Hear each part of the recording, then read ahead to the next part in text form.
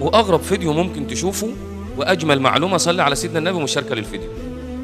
ازاي تعرف النخله الذكر من الانثى؟ دي معلومه جميله جدا، وحد من المشايخ الكبار او الناس الاجداد هم اللي جايلين عليها، اهل الخبره.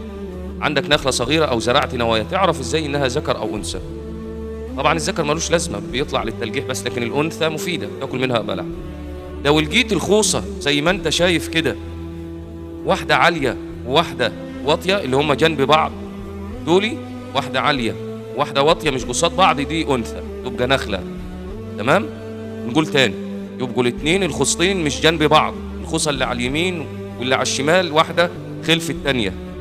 طيب لو ذكر تلاقي الخصتين دول من الاخر الخوصه كده او الجريده تلاقيهم قصاد بعض، مفيش واحده اعلى من الثانيه، الاثنين جنب بعض والثانيه في النص، ده كده ذكر.